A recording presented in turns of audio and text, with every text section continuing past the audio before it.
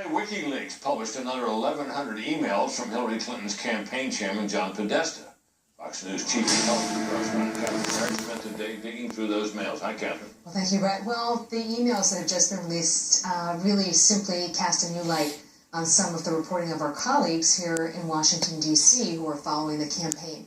And there's a series of exchanges with the reporter John Harwood, who you know from CNBC, also the New York Times, where he's really laudatory about Clinton's appearance and her performance in these interviews. He at one point said she had a very strong performance to her campaign chairman. He's writing this to John Podesta in an email. That's correct. That's right. Very strong performance. There's another email where he says her interview with NBC's Andrea Mitchell was much more comfortable and relaxed than a previous interview with CNN. And it does appear to be a crossing of the line in terms of the communications with the campaign.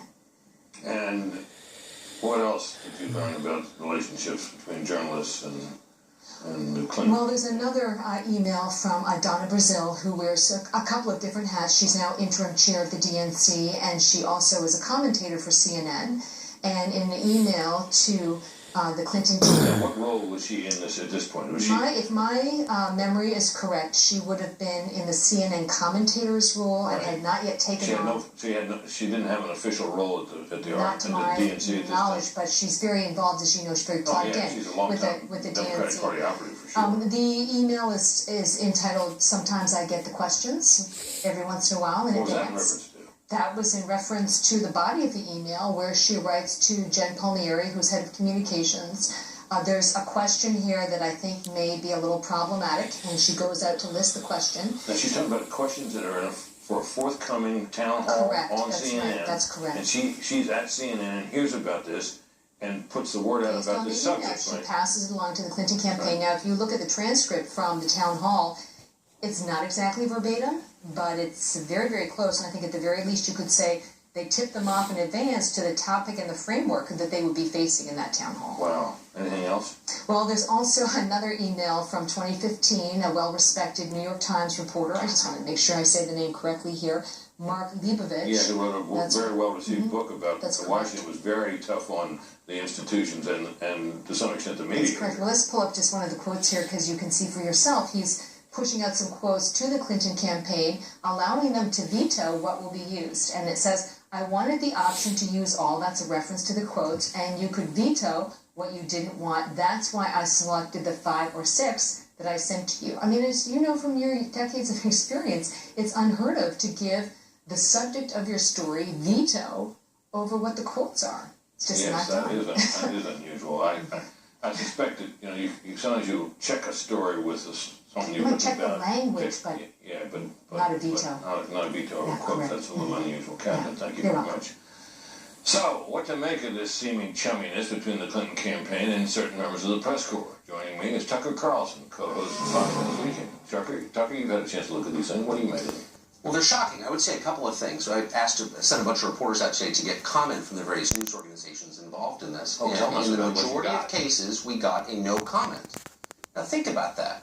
What would be the justification for a news organization whose whole mission is predicated on the idea of openness, of an open flow of information, of honesty, to say no comment? We're not going to respond. We don't have to, and we're not going to. That was their response. And the reason they're not responding, I think, is because this is, let's call it plainly, this is corruption.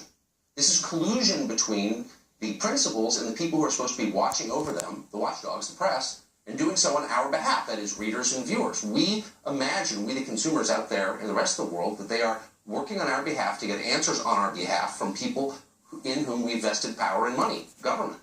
And yet we're now finding that they are, in fact, colluding. In some cases, as with John Harwood, he was giving campaign advice to the chairman of Hillary Clinton's campaign, John Podesta, who's saying, that Ben Carson, you should watch out for him. In another case... Yeah, there was a warning, wasn't there? That's exactly right. Warned them about Ben Carson being a potentially strong candidate. Yes. In another case, he basically expressed revulsion at Donald Trump and said, in effect, I'm glad that I was so tough on him in the debate. Now, he was one of the moderators of one of the Republican debates, and as you'll recall, it was controversial because he seemed to be singling out Trump for tough and what some people said was unfair treatment. And his response was, look, I'm a reporter. I'm asking tough questions, which is, of course, what we're supposed to be doing.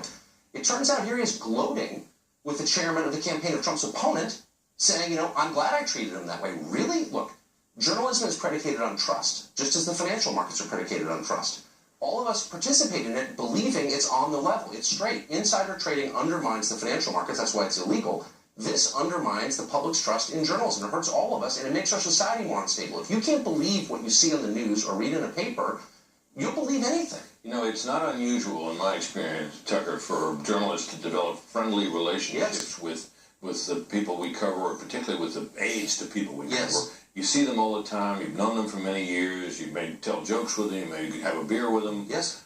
But I don't think it's common to write little reviews of a candidate's performance and send the review by email or whatever to the candidate's manager. I think that's a little unusual. And you're absolutely right. I ran into Mike McCurry 2 nights ago, who was Bill Clinton's press secretary, who I like a great deal. I like him a lot. I was happy to see him.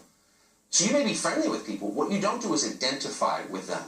You don't feel like you're on the same side. You're on the opposite side. You're in a contentious relationship by its definition. Right. They're the politicians or their aides. You're the press. It's Wile E. Coyote versus the Roadrunner. Yeah. And it has to be. It's arm's length at least. It has to be. And the problem is they're all in the same soup culturally. It turns out that your average New York Times reporter has a lot more in common with your average presidential candidate than he has with your average voter. You know, that's a huge problem. I remember I would be sitting up in the Senate gallery and you'd see these ferocious debates happen on the Senate floor in the days when I was covering Congress. And then sometimes you'd see the two members that had just been at each other's throats walking out of the chamber with their arms around each other. And I thought that was, in a way, kind of a nice thing that they got along personally. But I remember I said to one reporter one time when I was talking to him, he said, look at them. I said, look, no matter what you think, those guys down there, the men and women down on that floor, they're a lot closer to each other than they are to any of us. They're on the same side. That used to be true. And in some sense, it's true in that they have a shared interest.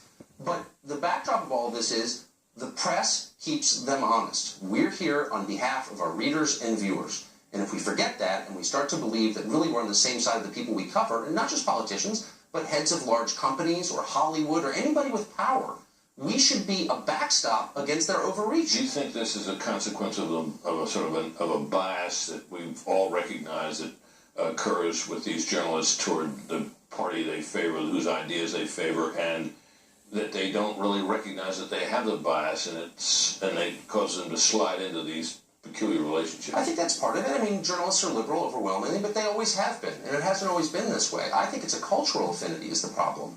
I think everyone in the political class is from the same background as everyone in the press. They went to the same schools, they have the same cultural assumptions. They're basically the same people who just took different paths. It used to be the press was comprised primarily of working class people. It was a trade. And so they didn't actually have that much in common with the people running the country. And that was good. Maybe we should get back to that. But that's when people complain about the elites in the press corps. Tucker, thanks very much. Thank you, Brett. Republicans hope to keep control of both the House and the Senate, of course, but several Senate races